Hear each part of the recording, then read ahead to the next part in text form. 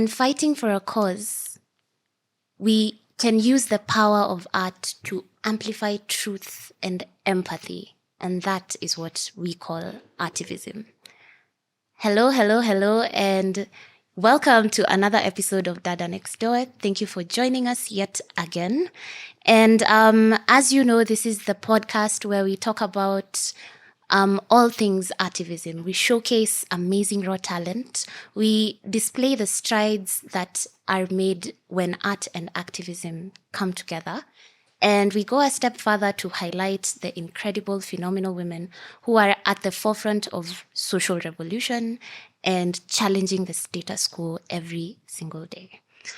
Today, we have a fantastic guest here with us. And before she says her name, which is very, very heavy and powerful, I'm going to say mine. I am your host, Annie Agesa. We're going to explore today's episode from the lens of a seasoned playwright, writer. She's a poet. She's a performer. She is so many things. I cannot put enough hyphens for how much she has to offer. And even as I say this, I can hear one of her pieces at the back of my mind. There's an orutu, there's drums, and she's saying, "What is in a name? Say my name." Please go ahead, say your name. Thank you very much, Annie, for that introduction. My name is Sitawa Namwalie. And as you said, I'm a poet, playwright, performing artist, and many other things, including a mother of 3. Oh, yeah. Well, we love to hear it here on the podcast where we highlight the dadas, the mothers, the sisters. You know, we are holding society up. You are holding society up. So today we want to explore all the ways in which you've impacted our societies, all the ways in which you've used your creative expression, maybe not even with the intention to impact, but still you made a huge dent, a huge mark, you know. So thank you so much for joining us. It's a pleasure and an honor to have you. Thank you. That piece I just talked about, Okay. Say My Name. And how do you say your name in that piece? I love the way you say it. I just want you to say it. Okay, Sitawa the third Namwalie is how I say it. That's how you say it. Yeah. Well, I was named after my father's mother, Sitawa, and then my mother's grandmother. So my great-grandmother was also called Sitawa on either side, right? So I invented myself as Sitawa the third Namwalie. Yeah. I did not know my great-grandmother on my mother's side, but I did know my grandmother. Right. And she had such an impression on me when I was a child. She died when I was about 11 years old. And I write a lot about her. I think a lot about her. She also called herself Omkhana Wechimbo, which you may know what that means. It's a terrible sounding name, which is daughter of dogs. She was very different from the other people, the other Luyas that from my community, because she had the ears, like Maasai ears, and then she had a plug here, a wooden plug in her lower lip. And she just had this aura of mystery, but also goodness. I always thought of her as good beyond normal goodness. And so, she clearly made a huge impression on me. And so she's somebody that I think about a lot, that I relate with, because Omkhana Wechimbo, daughter of dogs, tells you the kind of life that she lived. She was married, then widowed twice. And in our communities, to be you, if your husband dies, it's you who killed him. Because nobody dies of natural causes, right? Yeah, no, not. And yet we've never seen an immortal. But and so she had that hanging over her, and then on top of that, she had daughters then finally she had my late father, yeah. her only son. And so imagine what her life was like in a community that venerates sons. You're having too many girls, you're killing husbands, Yeah. so and yet there was something so beautiful about her. So I really think about her, and her life resonates with me. Her resilience seems to be Yes. something. Yes, her resilience. Yeah. Okay. So speaking of phenotypes, genotypes, biology, I'm very interested in your academic background. Okay. Right. So apparently you did an undergraduate degree in botany and zoology. Yes. Tell me more. So I went to Nairobi University, Yes. and did my degree in botany and zoology, Right. which was a bit accidental, but I'm actually really glad I did it. I am not a natural scientist, but I got good enough grades, to qualify, unfortunately. And my mother really wanted a scientist, and I'm the eldest. So, I literally... It is upon you. It was upon me to fulfill her ambitions, which I did. But then I went on to do a master's degree in environmental studies. Right. And of course, having done a degree in botany and zoology became really useful. And interestingly, when I encountered the environment and concepts of the environment when I was 14 years old, when a teacher walked in class one day and talked about it, I was so struck. I was like, oh my goodness, this is so important. This is what I want to do. And I went and told my father this is what I wanted to do. And he said, brilliant, this is the career of the future.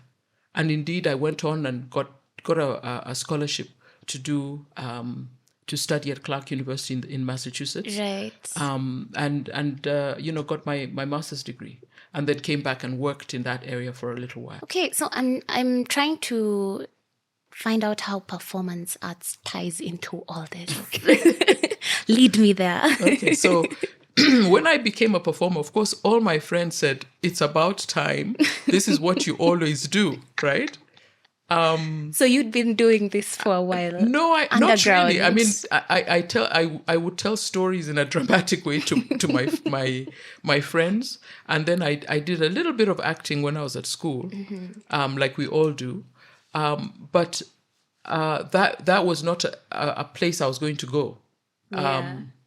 I had other interests, and I probably had too many interests.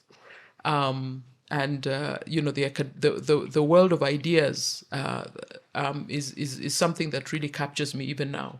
So I'm a person of ideas, and so doing work on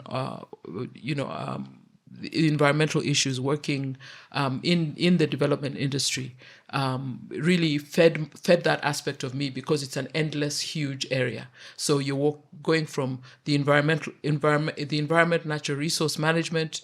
You're looking at gender, you're looking at pastoralism, you're looking at human rights, governance. So I've done a whole range of things because I've got that kind of mind. If as soon as I know an area and understand it, I get bored.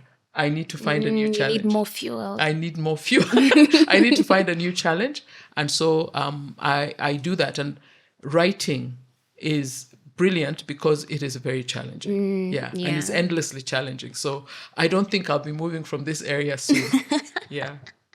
So you had to really learn how to manage everything. Yes, I had to learn. I learned how to manage everything, and then I now became the kind of person. Even now, I never have one or two things happening. I've always got several things going on at the same time. I can't. I sort of panic if I have. There's just two things that I'm doing. Yes. Right. So I'm working on right now. I'm working on a book. Yeah. I'm working on my musical, articles. Yeah. I've got my children. Yeah. I've got, there are lots of other family obligations, etc. So there are always lots of things that I'm doing. And if you think about it, if you tracked the amount of time you have and the things that and how you're using it, you'd actually be surprised at how unproductive you are. So even now, yes, I do a lot of things, but I also waste a lot of time. Yeah. So I'm not saying that, we have to always be working, because you also need to take breaks and rest and, manage yourself. Yes. And take care of yourself. But we actually have a lot of time. So it's completely natural that that season of your life, playing sports and everything, still coincided with the season where you were trying to carve a niche for yourself in this poetry performance space. Absolutely. In fact, sports is, this country is known for its sporting prowess in so many areas. And I would love for our educational system to take sports incredibly seriously, like any other. Like, they go on about STEM, science, technology, all that. Yeah. If we took sports seriously, we would be really surprised at the results we would gain in all other areas. And one of the things that I learned in sports is physical resilience, right? Right. So, when I there are times I've been a consultant, and I have several projects, that I have to deliver on. And sometimes you need to work until, for 4 days or something. Yeah. Until 3 a.m. All those days, from morning to 3 a.m. Yeah. I can do that because I've also kept my body fit, right? So I exercise, on a regular basis. So keeping my physical strength, and then also keeping your mental strength. Look at Eliud Kipchoge. What does it take to be a consistent, do consistently well in a marathon? I mean, my goodness, the mental toughness that it takes, right? And is built, and you probably see it in all areas of his life, right? And so one of the things that I found that also sports has done for me is that I'm able to rise to the top in whatever field I take. So when I was working with the UN, right, I became I was headhunted to be the head of an environmental program, a national coordinator for something called Africa 2000 Network. Nice. And it was in 12 African countries, including Kenya. And I was the youngest. Yeah. Because you know how to rise to the top. Yeah, I was headhunted. I didn't go looking for the job, right? And even within the work, the workplace, you're able to, again, you've developed the mentality of being a winner. Of getting results, and of being competitive. Yes. Being resilient. Being in action. So you played hockey as well, as Yes. as I found out when we were talking earlier. How do you win a game? You've got to learn how to win a game. Right. You have 11 players versus 11 players, right? And a goal. 2 goals. How do you win a game? How do you stop your team from losing, right? So those are things that you are learning that you can then apply in any area in the workplace. How do you rise up? You want to be the head of something. How do you do that? And you're doing it with other people. So you're maneuvering with other people. Yeah. Yes. So I really, really think that it has had an impact on my life, so that I'm able to perform, for example, right? Because performance is tough. You stand on a stage for a long time. You've got rehearsals, and how do you? I'm not getting any younger. How do I continue be a powerful performer? Yeah. Because I'm able to continue with my making sure that I take care of my body. Yes. Through exercise, so that I can perform. So work, it doesn't even end on stage. You have to carry on the discipline way beyond. Yes. A little bit tough, but you've already mentioned the development work that you've done, because I know you've done a hefty number of projects. Right. Right? Starting from your very own poetry and theatre practice, so the dramatized poetry performances with so many acclaimed names.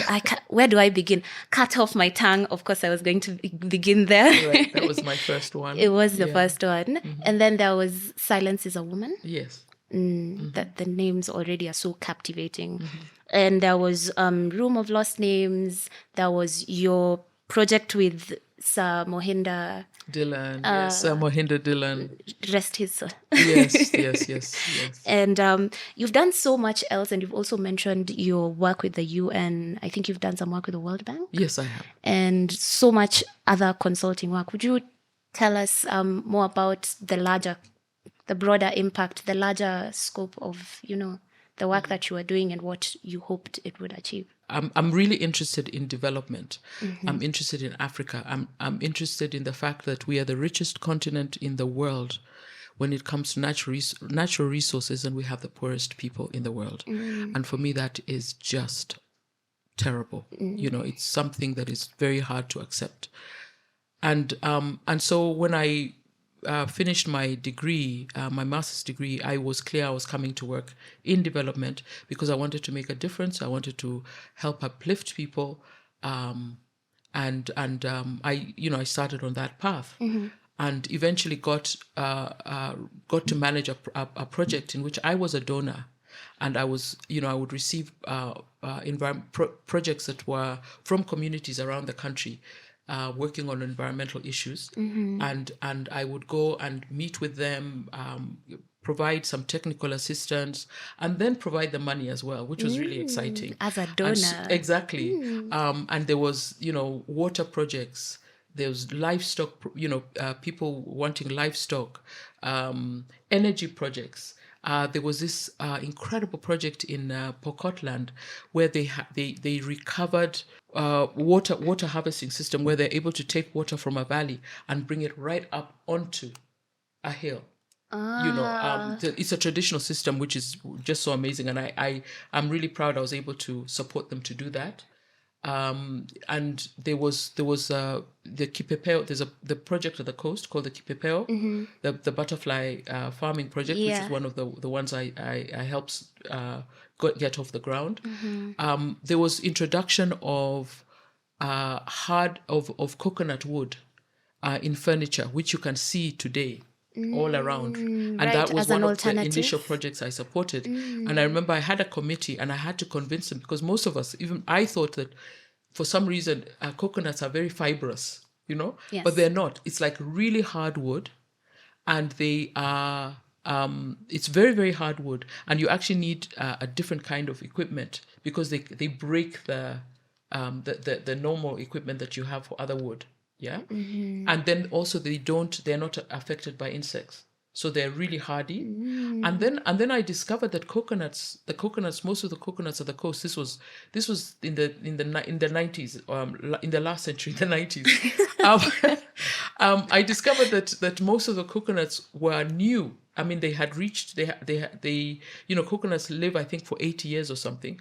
And they had been planted. The plantations were quite new in the area, and so were reaching the stage where they were no longer being productive, and so the local community came up with the idea of replacing them with the hardwood that was now endangered, like Mbamba coffee and things like that. Yeah, so really, and just seeing how excited people were when they got support to solve their problem, to get that water, to get an additional income, etc., was really exciting and very fulfilling for me, and actually comes into my poetry. So I really use it in my poetry, in my reading, in my writing, because I've sat with little old ladies all over the country before I was a little old lady, and talked about their lives and have shared with me. So it really adds to what how I see the world. Yeah. Don't worry, black don't crack. Couldn't tell. Okay, as we're still talking about storytelling, tell us about some of your plays and the dramatized poetry works. Okay. Okay. So I started writing my poetry, in March 2007, because I went to watch Shelja Patel. She's a Kenyan, and she had actually gone to the same school I had gone to, Loreto Convent Musangari, and I had known about her, and then she came back and because it was the time when Moi had long gone, and the arts were really flourishing. And she came back, and I went to watch her, and I sat there and I listened to her, and I was like, oh my goodness, I know what she's doing. And the next day I went and I sat and wrote my first poem, which is called it's about land of guiltless natives. And it was, and then I continued to write, and it was the most ecstatic time, because I'm much older now and I'm doing something, and I know that it is such an honor to be able to do this, because a lot of the people, when they get into their 40s, a lot of women, when they get into their 40s, join Mothers Union and wear headscarves and retire. And I'm beginning something new. And each poem that I wrote was like, oh, this is the best thing ever. Yeah. And but I also wanted to find out whether what I was writing was any good. And so I would share it online with online journals. And every time they rejected a poem, I learned a lot about what worked and what did not work. And one of the things I learned is that poetry is about getting people to feel. Yes. It is not just not just clever words, wordplay. It is not just an intellectual idea, an exercise. It is, can they feel? Can they picture?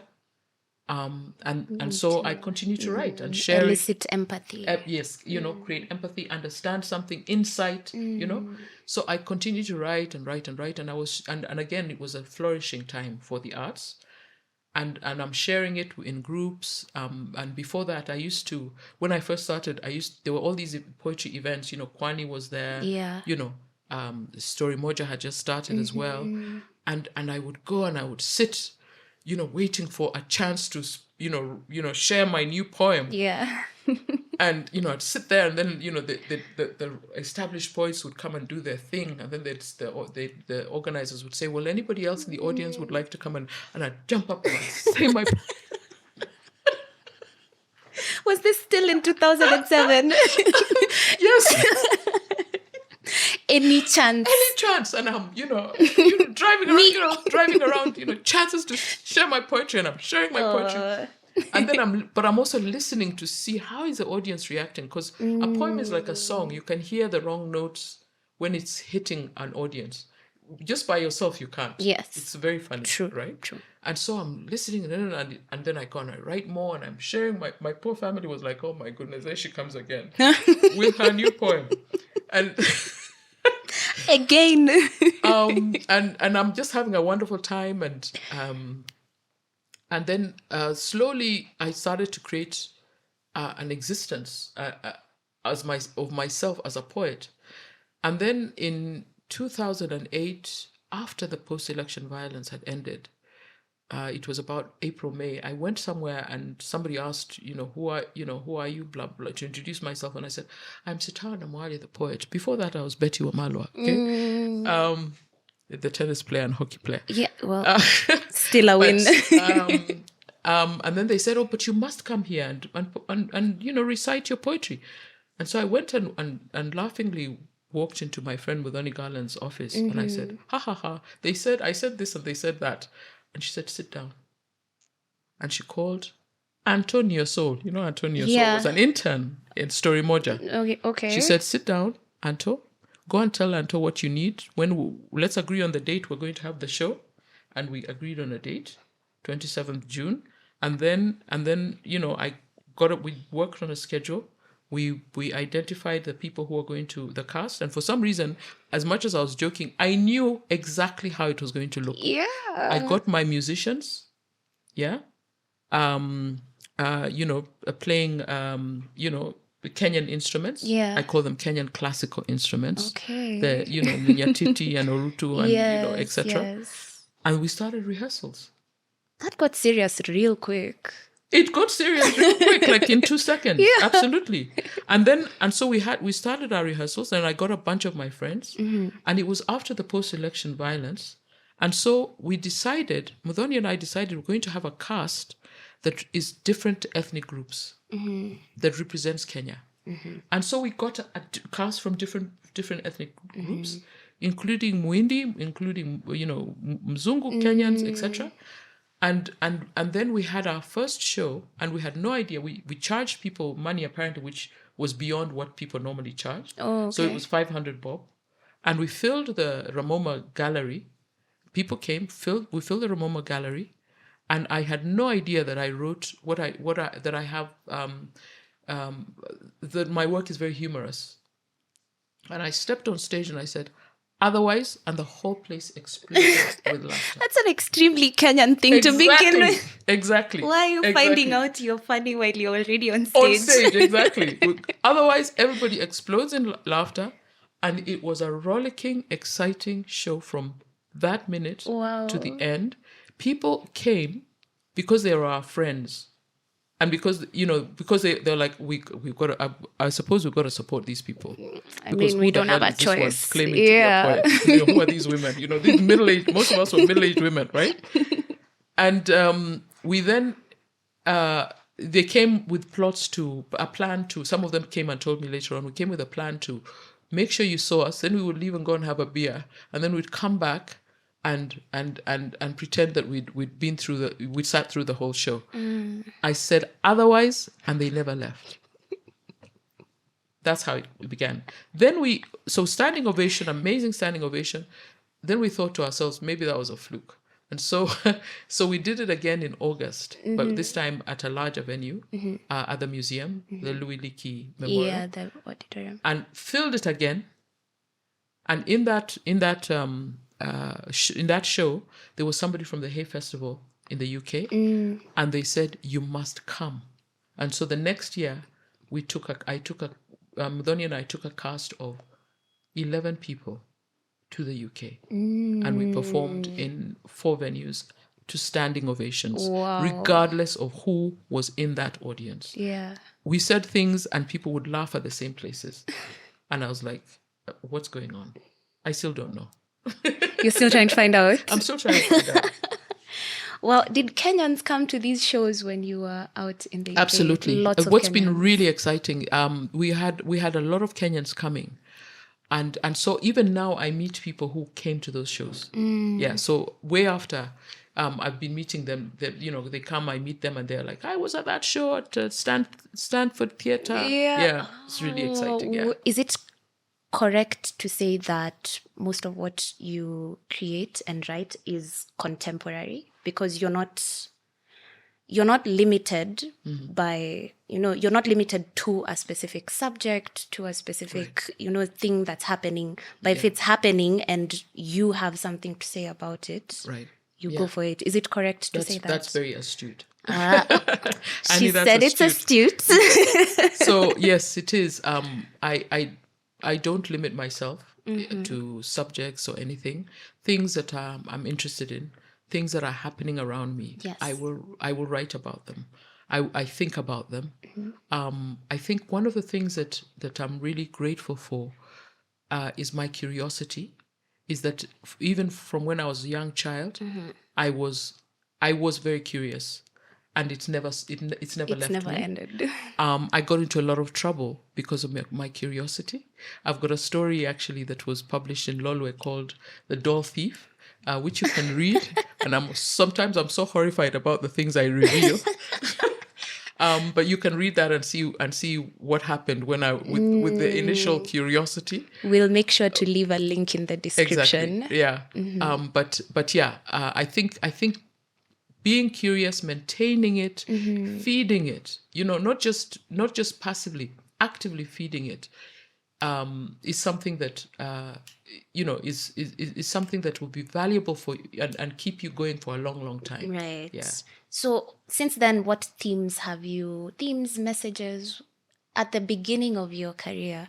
Yeah. Which ones did you find yourself representing? And as your career goes on, has any of that changed? Have the themes changed? Have the messages changed? Or have they just advanced? And the impact that they had at that point and they have right now, is there a clear-cut difference? Yeah, I think let me begin with the impact question because I always forget it. I think there's one of the things I think I have done is created a way of sharing poetry with an audience that is very friendly, audience friendly. So creating dramatized poetry shows is something that I feel I have pioneered, because I see a lot of people using that. Also using our musical instruments, our musical voice, our music in productions in the mainstream is something that I feel that I have helped make valid and make people understand how beautiful it is, Right. how beautiful our music is, how beautiful our musical instruments, and the world doesn't know. We're sharing ourselves with the world in interesting ways. Yes. From our sources. So that's, I think, one of the things that I feel that my work has done. And yes, but the work has its shifts, but there's certain things that still I'm interested in.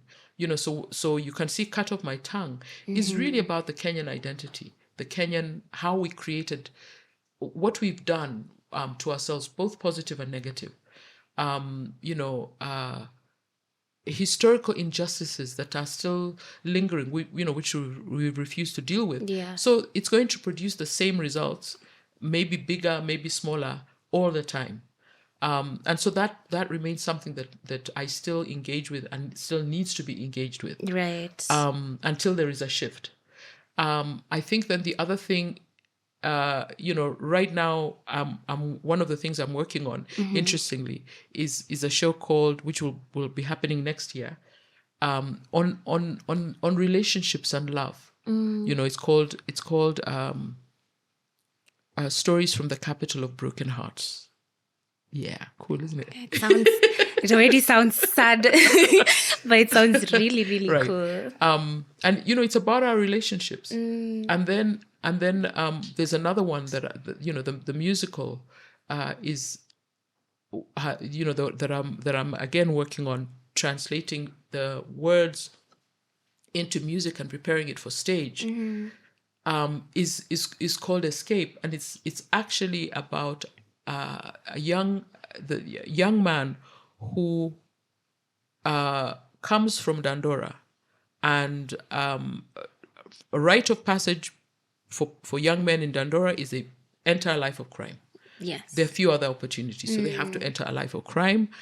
And at some stage, he gets fed up, but he's in prison, and he goes to prison several times because it's a real life of crime. It's not like a movie life of crime. No, not the 1 time, 2 time. No, yeah, exactly. So he goes into prison. This time he's fed up for some reason, and he manages to escape with a few others, but he's the only one who survives. And he goes to a door, knocks on it, and a young woman opens the door, and he pleads with her to hide him. And she does. And she turns out to be the second young wife of the head of the prison. So the head of the prison is leading a campaign to look for him. And he's hiding under their bed. And yeah. Drama. A drama. Absolutely. So it all happens in that one space. Over the length of the musical. And I've discovered so much about our government, our the prison systems, etc. That, for example, up to 50% of people who are in prison are innocent. That's an astounding number. That is what is this country? Is this a real country? No, I like to believe it's like the countries in set books. And we, yes, exactly. It's like a country in a set book. It should only be a country in a set book. And I know that I have had encounters. I'm sure you have had. We have all had encounters, either with the police or in a situation where we could have ended up totally innocent in prison. When I was 17, how many times from the age of 17 onwards, how many times was I caught by the police? How many times? How many? Oh my goodness, I can't remember. How many? And there was one particular one. I'm at university. I've actually written a play. It's my first play called Black Maria on Koinange Street. I'm at university. it's a Sunday. Me and my friends have gone out for a meal because it's a Sunday before my last exam. My last exam is on a Monday. And so we go out for a meal, and then we're walking back. It's 9:00 on Koinange Street, and we're walking back, and then the police come with their Black Maria, and then they ask us for IDs. I didn't have my ID. My 4 friends had IDs. Kitambulisho. They did not. I did not have an ID, and I remember they're like, "But we're university students." And I remember the guy going, "Yeah, those are the ones we want," and then they left me. You know, people don't believe that they left me, and I don't even know why. Why would they leave me? You know, why would we all, go together go in the together Mariamu. into chaos? Why would? So they left me, and then they're like, okay, we're gonna make sure we come back. I don't know, blah blah blah, and then the police start moving us. So then I realized they can't even find me. They can't trace you. Yeah, and at the last minute, something happened, and I was set free, so that I was able to do my final exam. It was during It was my final exam for my final year for my degree, which I had suffered for 4 years. In our time, the degrees was 4 years. Anyway, so we've all had those encounters where you could have been in prison. Yeah. Or your friend, or you did something and your friend decides, I don't know, blah, blah. And how do we have a system? Like, this is not a system. 50%. This is not a system. 45%, 50% is ridiculous. It is ridiculous. How do you not write about some of these things? I know.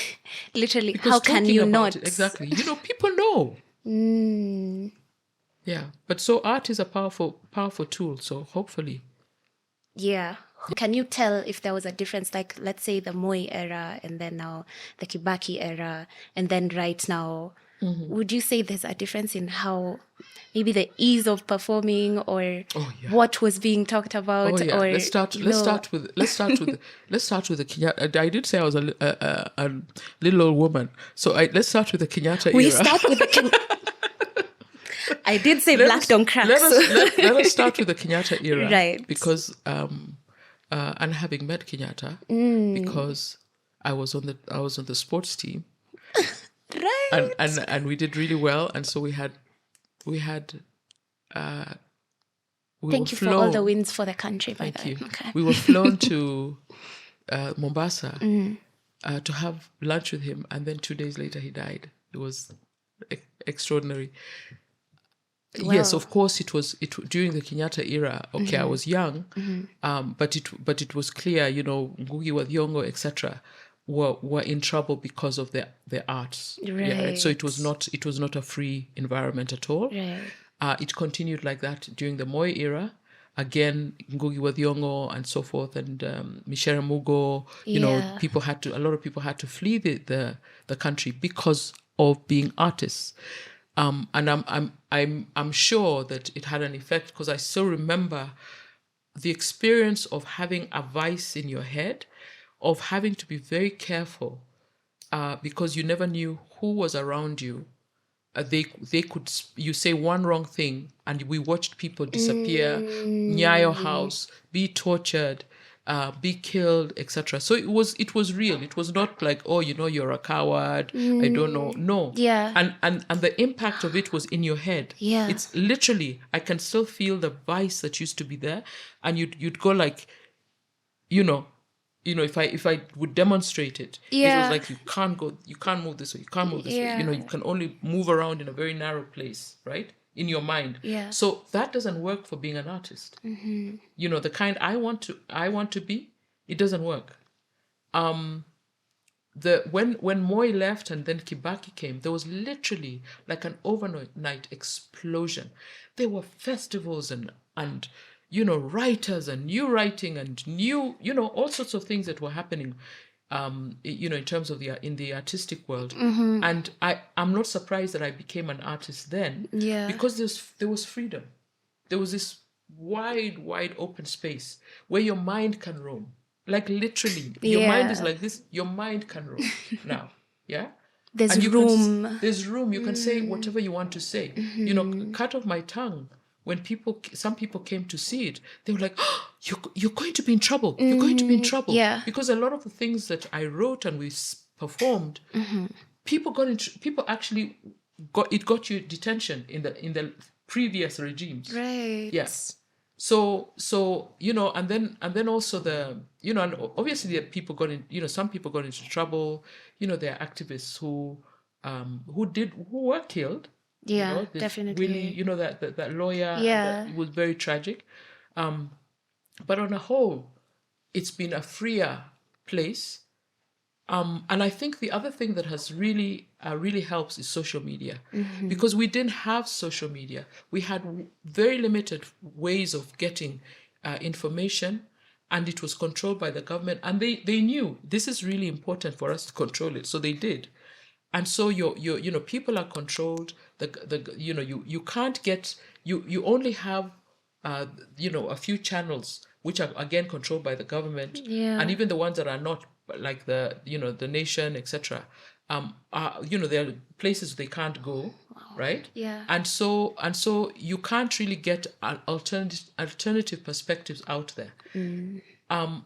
And now with social media, you can. Yes. You can see. Right now, what people are saying about the Ruto government, about his traveling, about the lying, about all sorts of things, and they're able to say it and keep saying it, and all sorts of people. Right. However, what is interesting is that during the Kenyatta and Moi era, anything that you said or did that was pushing an idea forward had an impact. It had an impact. The government would, you could shake the government easily. The university students, we were the source of, we were the ones who demonstrated about social justice issues. Yes, you and students. We were the ones. We were the ones that shook the government, yes. right? And we would shake them. Whereas now, we've got so much space, they just ignore us.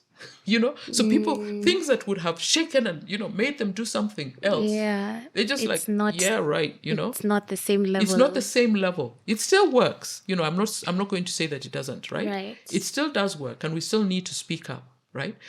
But we it isn't as effective. We have to do much more, right? And then also imagine it was university students. Right now, everybody's looking to one man called Raila. I look at Kenyans, I'm like, really? We're joking. Wake up yourself and do something, right? Whereas, we had university students, we had a whole lot of other activists, doing all sorts of important work to create the social and political and economic change, right?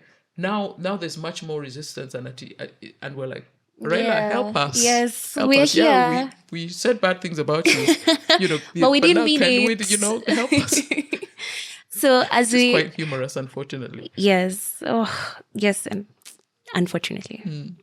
As we head on to a short break, I just want you to give us a bit more, because you've said, yes, social media is here, and I know you clearly mean that social media is a tool. Right. We can use it to do, and you actually said we could do so much more. Right.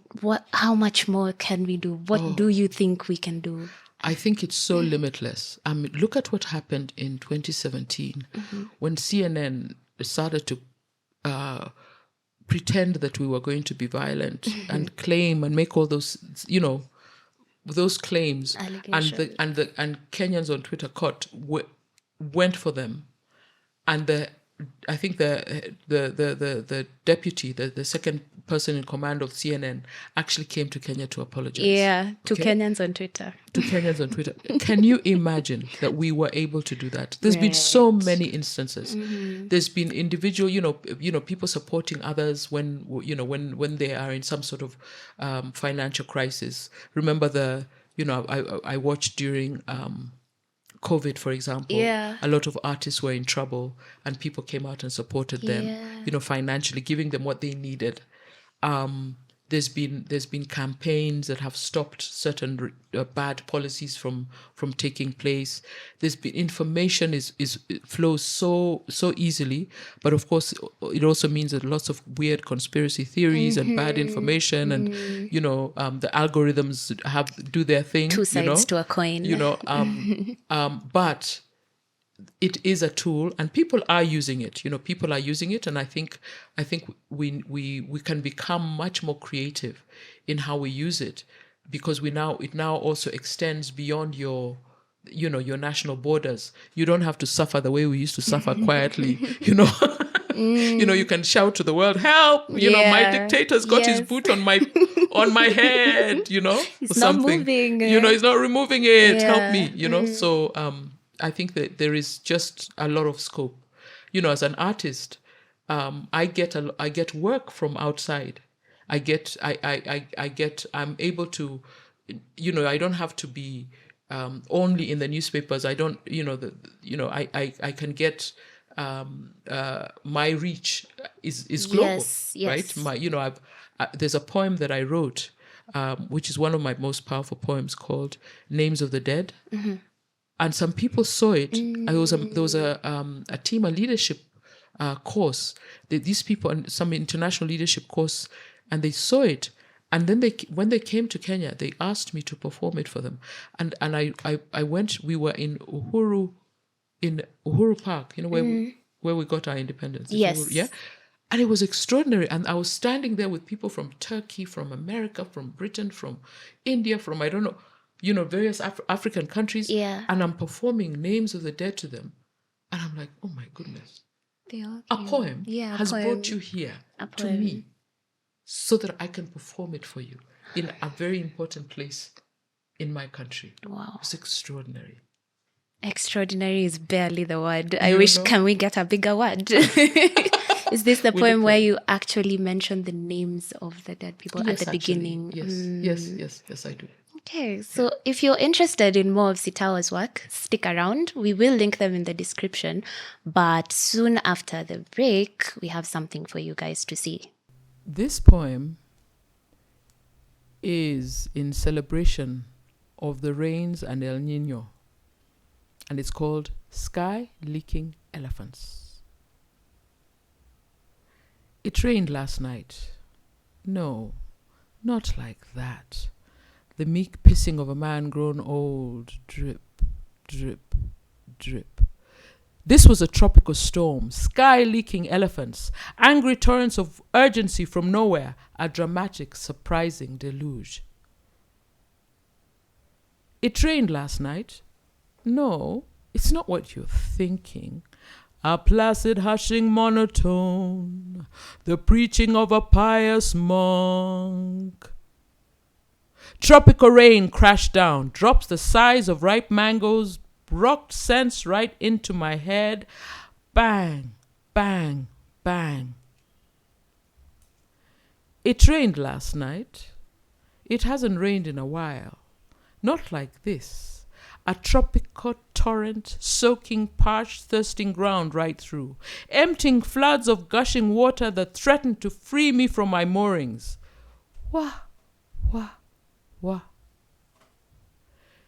It rained and rained and rained and rained last night.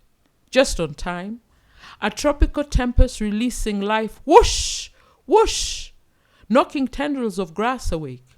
Hastily they started to grow upwards, glistening like small green snakes. Welcome back. That was a really short break. And during this short break, we were talking about how Sitawa is one of the shujas. She kept mentioning this. You kept saying last century. Last century this, last century that, and we are refusing. But Sitawa was actually recently recognized for October the 20th, 2023. Mm-hmm. I was one of the Shujas recognized by the government. We met in Kericho, Mm-hmm. and They were, the president, the deputy president, etc., were there at the stadium, and there were, I think, 160 of us from around the country, which was really lovely, in terms of the diversity. And we were recognized from different fields, different achievements, and different counties. And I was not representing Nairobi County; I was representing Kakamega County, the county of my birth. And I was recognized for the arts, which was my contributions to the arts, which was really exciting. Yeah. Because I don't really think of the government seeing the arts and artists, but there were several of us, which was really nice. Wow. Yeah. Makofi. Yeah, Yeah. We're so proud of you. Congratulations. Thank you. Would that go as far as to say there's a lot of support from policies and from our governments, from the institutions around us? Is there a lot of support for the orange economy, I unfortunately, I have to say no. Not even a not really. It's a no. It's actually a very small, if we were going to say between 1 and 10, where 10 is fantastic, and I'd put it at 2. Because this is, we need to really get into a situation where people really understand what it is we're doing. There is this tendency, for example, for many institutions that have the money and should know better, will say things like, "Oh, come and do this thing for free. You'll get exposure. We didn't budget for it," and it's really sad, because in my view, the ability to sit and create from nothing is our. We need to look after our creative, the creative mind. It isn't just my creative mind. It is a collective creative mind. Yeah. So when I write something, when I write a poem, when I write a play, when I write a musical, it's a Kenyan mind that is doing this, and it's the most valuable aspect, because from the mind we can create anything. Right. We have many problems in the world. We have many problems in this country, and if we can enhance our creativity, the ability to think, we literally think ourselves into problems and think ourselves out of problems. Yes. Right? Yeah. Do you think that Kenyans consume the art that they create? Yeah, no, we're getting much better, by the way. So the creativity is just one aspect. Right. In terms of support that is required. The financial support is important, right? So that people really understanding that artists are human too. We pay school fees and rent, and we need to eat.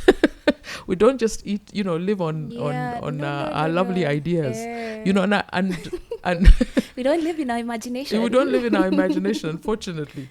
And so creating a whole lot of different ways in which artists can be supported. Yes. And of course, there are organizations that are already doing that, and I'm really grateful for that.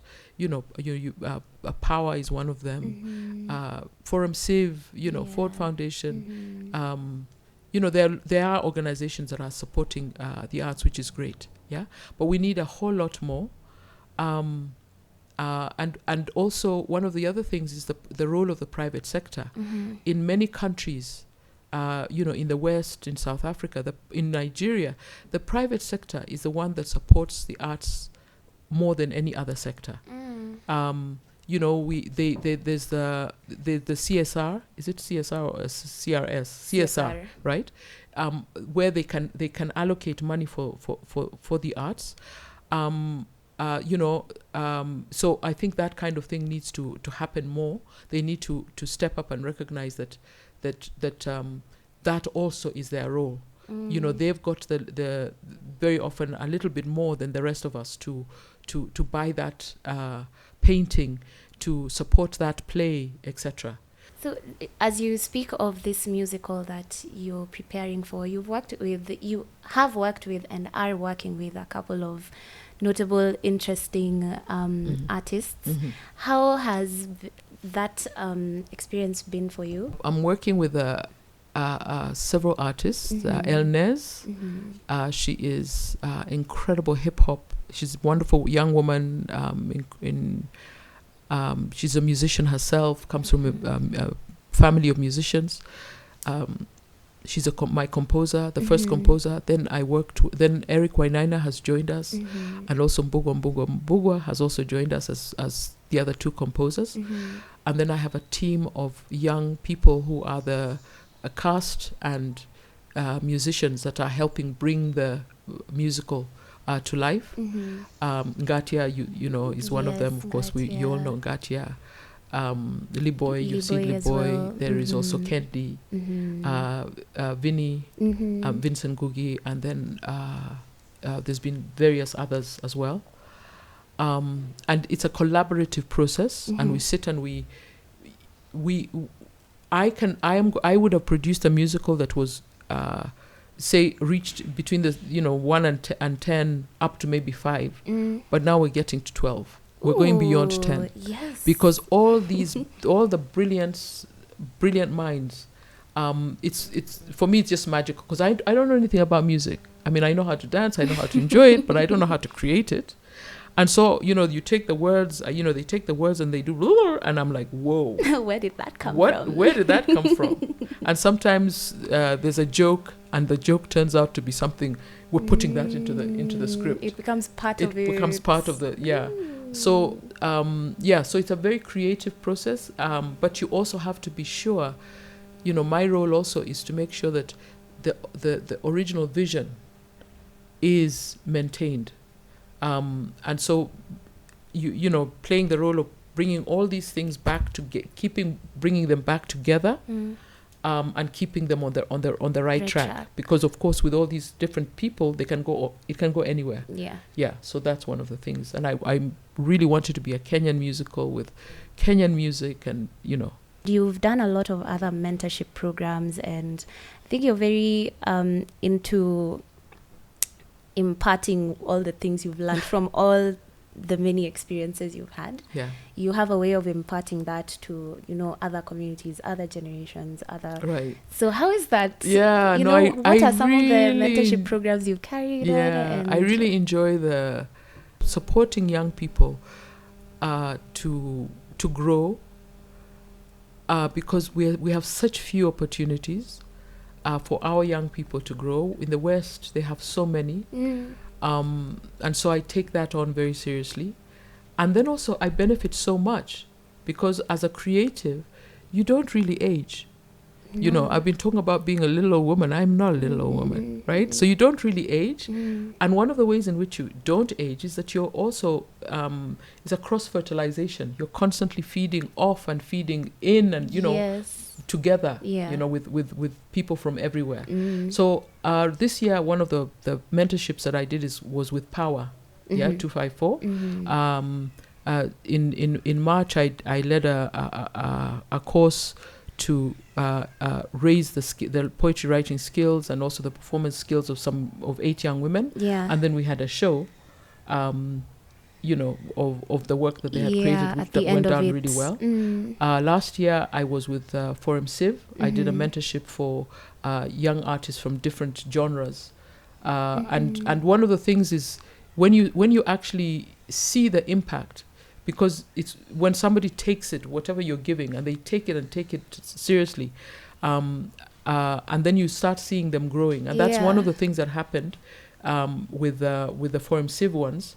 And they came to me and said, I just used to joke around, and now I'm taking this thing seriously. And you see them growing. It's really, really amazing. And then passing it on as well. And do you have hope for the next generation of artists? I have huge hope for the next generation. It's not even about me. Thank goodness. It is. They're out there. They're doing amazing things. They're doing. Today I was listening to a song which I had on loop. What is it called? Mwaki? Yes, Mwaki. Isn't it a gorgeous song? It's such a gorgeous song. I love it. Yes, and they have a 30-minute. I don't know why, but the song.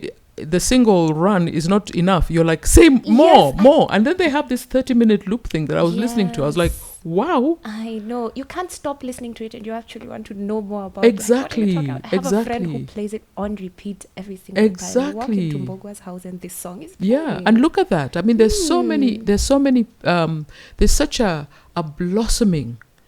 There's such a blossoming of people daring. And you know, the art is about daring. We're all half insane, thank goodness, right?